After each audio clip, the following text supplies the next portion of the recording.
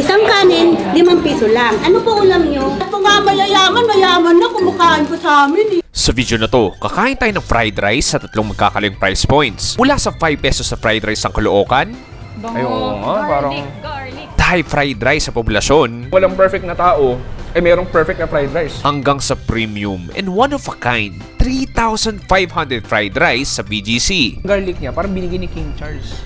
Parang, ito yung gamitin mong bawang. Tignan natin kung alin sa tatlo ang pinakasulit. Ready ka na ba? Tara! Rice is life. Yan ang katagang bumubuhay sa ating mga Pilipino. Extra rice dito, extra rice doon. Ito talaga ang sandalan ng ating kumakalam na tiyan. Isang magandang umaga dito sa Caloocan. Kasama natin si Panda Eats. Rachel! Kamusta? Para sa episode na to, ay makakasama natin ang isang magaling na food content creator na si Shell, aka Panda Eats. Hello. Bakit ba sa movies paborito ng mga polis ang donuts? And she will join me for a full day of carbo loading. Rachel, unang tanong ko sa'yo, mahilig ka ba sa kanin? Sobra. Fried rice is life.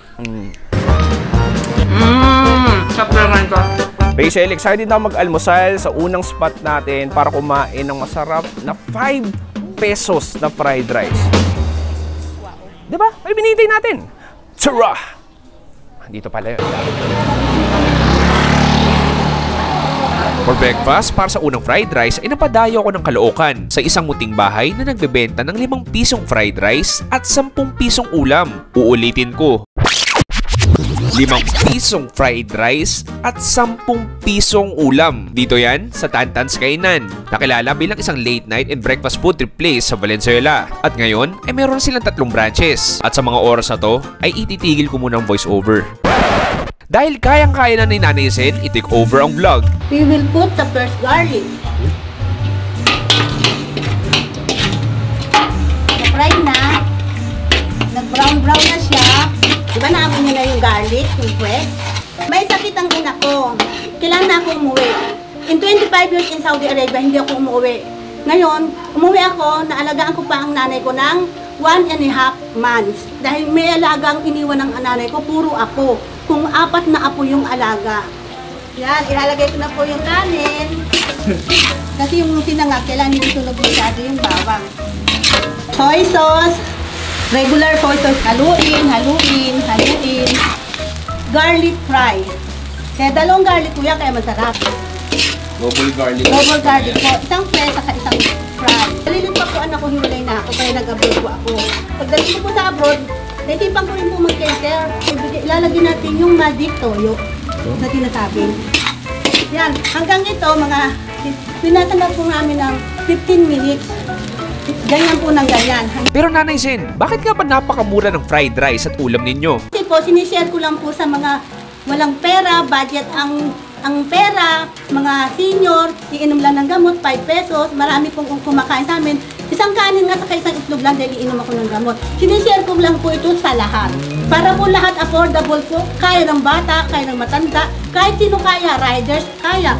Kahit po nga mayaman na kumakain po sa amin eh. Nag-try sila, legit lahat, 10 pesos at 5 pesos. Masarap na, affordable pa, bundat pa sila. Pag naka 50 pesos sila, bundat na po sila dyan. Tubo, wala pa akong inaano sa tubo. Maubos lang po yon, meron na po kaming pangkain mag-aapo.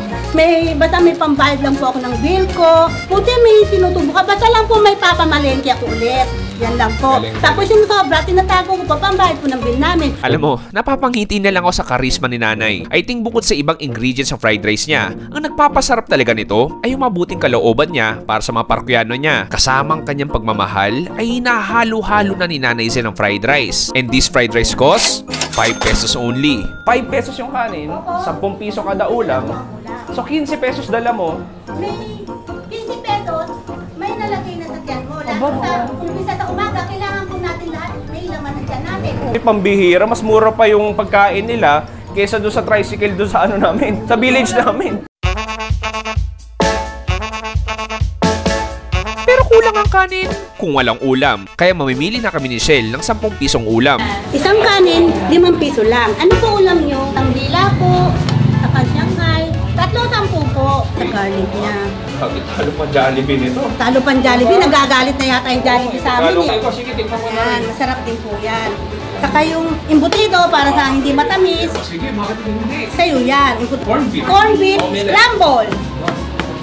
Saka yung nakakita ng 10. Ang itlog na yun, 10 isa, wala pang corned beef. Para hindi May po kayo pampayos ma-high yun. blood, ma-diabetes, kailangan nyo po ng ampalaya. Yan. Rachel, ito na. Grabe. This is it. Alam mo, parang binilang ko, nasa 50 pesos lang lahat ng to. Grabe, no? Parang sa'yo rin. Oh, loaded na loaded yung plato ko. I mean, this is like a full meal pero ang daming ulam at nasa 50 plus pesos lang. Pero gusto ko simulan, yung pinunta talaga natin dito is yung fried rice. 5 pesos, sige. Bango. Ayun, parang Garlic. pumupunta ng nostrils ko yung, Ganun na nga. yung garlic. Cheers tayo, Rachel! Okay, nice. Ang sarap. Sabi no? I mean, Kailangan ko ba ng ulam dun? oo, parang yung bawang na yun yung ulam mo eh. This is like a double garlic element. Yung fried nandun, yung fresh garlic, nag-fusion sila. Ito yung definition ng ultimate fried rice. Tapos 5 pesos lang. Saka masaya. Hindi siya maalat. Yung texture talagang... Oo, sarap. mananamnam mo Sakto talagang lang. galing-galing. Ang gusto kong tikman sa akin una is yung bologna, di ba? Ikaw, anong titikman mo sa'yo?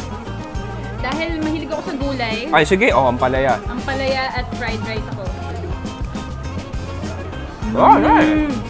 Ito yung pagkain na, alam mo yung kakagising ng umaga, tapos biglang umulan na malakas, and then suspended yung pasok mo. And then yung nanay mo biglang nagluto ng almusal na, hoy, kumain ka na! Kanina ka pa tulog! Nostalgic! Yung feeling mo talaga nanay yung nagluto. And lagi niya sinasabi sa mga nababasa ko online, pag nanay ang nagluto, yun yung pinakamasarap na pagkain na pwede mo kainin. Nanay or lola mo ang nagluto. Ako tikman ko tong burger steak. Siyempre yung may sauce din. Meatballs.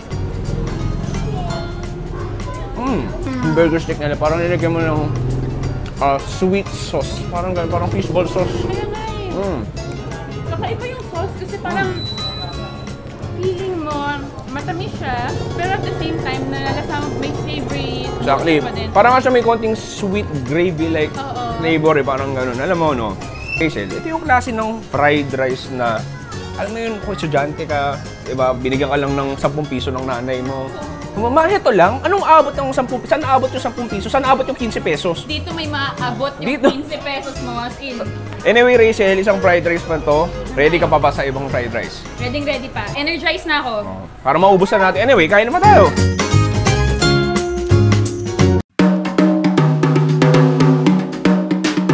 Mula sa Caloocan, bumiyahe tayo papuntang Poblasyon Makati. Dito matatagpuan ang susunod na fried rice natin. Ito, ang Crying Tiger, isang sikat na Southeast Asian restaurant sa heart ng poblasyon. At bukod sa fried rice, ay hindi namin matitiis ni Shell na tumikim ng iba't ibang putahe dito, tulad ng kanilang iba't ibang Thai street food. Uy, parang hindi fried rice lang napuntahan natin dito. Parang, Naamoy ko lahat ng aromas talagang. Cheers! Ang tender ng chicken. Yung spice, saktong-sakto lang. Nandun, pero sakto. Para tong Pinoy pork barbecue na mas spice. Smoky, sweet na, malambot na. So para tong crispy yempo nila or lechon kawali. Asado sauce, parang asado sauce. Grabe yung crunch, ang sarap. Medyo favorite ko to nung pumunta ako ng Thailand. Parang sa staple dish nila to. Ito yung somtam. Yung cake, yung biglang cake, tapos biglang nawawala na. Masarap. Tapos babalik ulit. Babalik. I mean, you have the sour, spicy, yung peanut na lasahan mo. Oo. Thai fried chicken. Look at this beautiful golden brown. Yung akin, sa supat. Minsan nakawa ako sa manok, pero ang sarap talaga nila eh. Parang yung gantong luto. Kailangan ko na siya describe, eh. Familiar siya, pero sa same time, parang first time ko yung matikman. Sa certain spice na hindi ko alam na parang siyang mas saltier na, mag-garlic na. Hindi ko ma-pinpoint kung alin yung pagkaiba, pero may something na iba. First thing with flavor, sa totoo lang. Pag yung juiciness niya, yung crispiness niya, nandun eh, parang hahanap-hanapin mo talaga eh. Pero ito yung superstar natin, ito yung ating Thai fried rice na shrimp. Ito, ang Thai fried rice with shrimp, aka Khao Pad Gung. Sisimula sa pag-isa ng bawang, sibuyas at hipon sa high fire wok. Lalagyan ng itlog, syempre yung kanin. Then, ilalagay ang gailan or Chinese broccoli. Tuloy-tuloy lang hanggang maluto ito. And this Thai fried rice costs 345 pesos. Tingin tayo ng ating shrimp fried rice dito sa Crying Tiger. Cheers!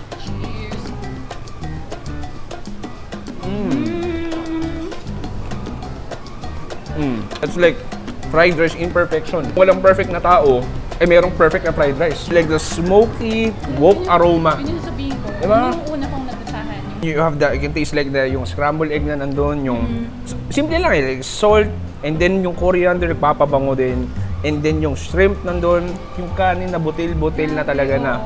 Yun dapat Ibang pag klase. fried rice. Itong Crying Tiger, as in benchmark ko na to 2019 pa lang.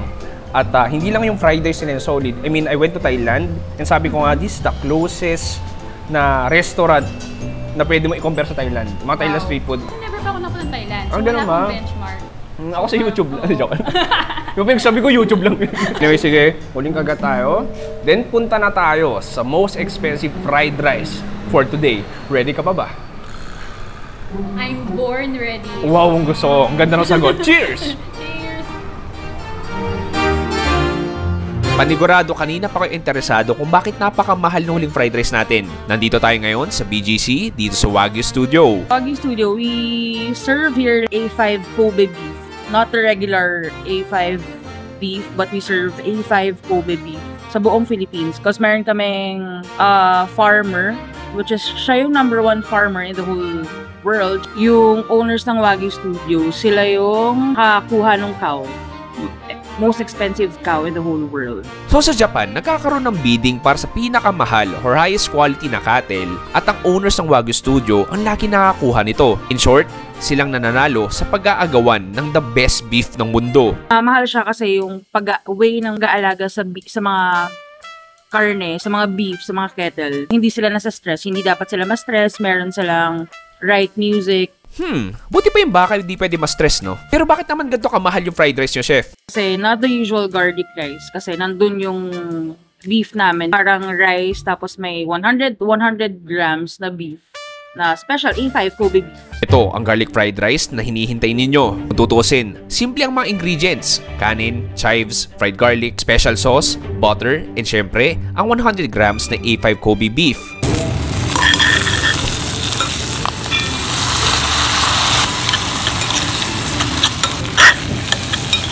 Na pinaghalo-halo sa mainit na cast iron seasoning plate. After halu-haluin, ay pwede nang kainin ng ating garlic fried rice. And this fried rice costs 3,500 pesos. Okay, Rachel, nandito na yung ating 3,500 na fried rice. Akalain mo ba, naisip mo ba sa buhay mo meron palang ganito? Ay, ngayon, as in first time, mind blown.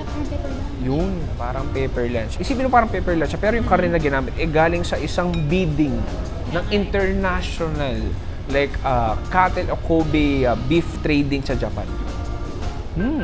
Medyo unique din yung amoy niya. Parang amoy hindi ako bagay dito. Ito yung pagkain na kada butil importante. Kasi medyo, isipin mo kada butil nito parang pumapatak mga 15 pesos kada butil ha. You have the chives, and then yung small cubes na chop or in-slice na Wagyu, A5 Wagyu. Tikman natin ang 3,500 A5 Wagyu fried rice. Cheers! Cheers!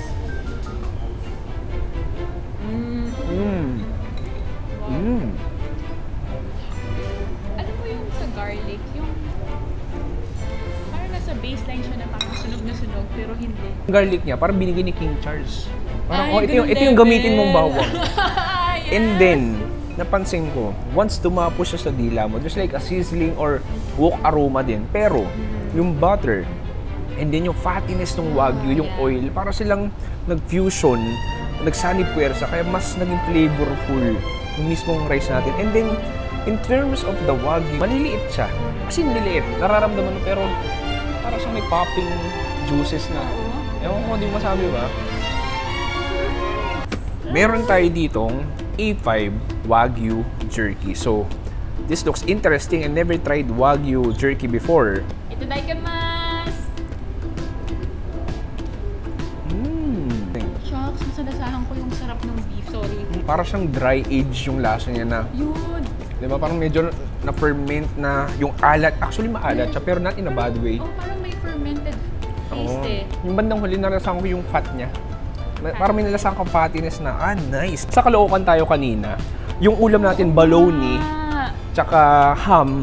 Ngayon naman, meron tayong Beef jerky. A5 Wagyu jerky. At meron tayong A5 Wagyu fried rice.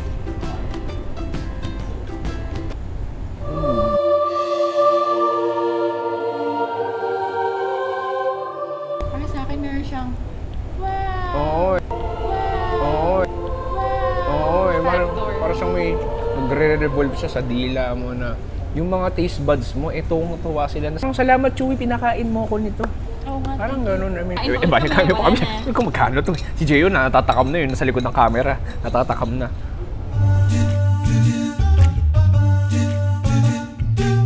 Dito nagtatapos ang ating cheap versus expensive fried rice. Rachel, maraming salamat sa pagsama. Baka gusto mong i-promote ang iyong page. Uy, follow niyo naman ako. Hello. Ako si Panda Eats. Instagram, TikTok, Facebook.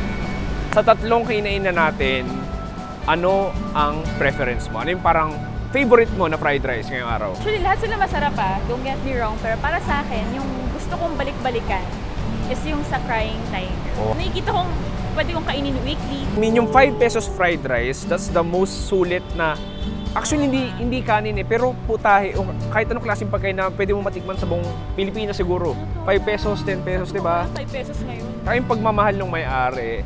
Pero personally, bias talaga ako. Ever since, favorite ko na talaga yung Crying Tiger. Natikman ko tong huling fried rice natin. Para sa video lang siguro to. Dahil ilang beses ko na natikman yung Crying Tiger. Siguro para ngayong araw lang, top of mind, iba talaga yung A5 Wagyu na fried rice. Rachel, maraming salamat. Follow niya na Panda Eats. Uy, pare, maraming salamat sa panonood. Ako si Chewy, kasama si Shell ng Panda Eats. Sabing stay safe. It's a good night and good bye. Bang! Sabihin mo rin, bang. Ay, kailangan ko sabihin. Sabihin mo, Siyempre, talaga. tuloy. Sabihin mo na bang. Ngayon. Bang! Oh, yung galing. God, bang. Uy, isa pa.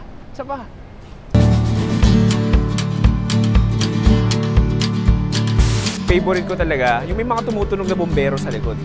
Tumitirik na yung araw at pumapangit yung lighting. Ano ba? Pangit ba? Okay pa rin. Ka na ba? Binintay natin. Isa pa. 1, 2, 3. Pat na apo yung alaga. Ngayon, nag-decide ako na ilagay na yung Wait lang po. kanin. Nag-decide ka po ilagay na yung kanin. Okay yung segue na yun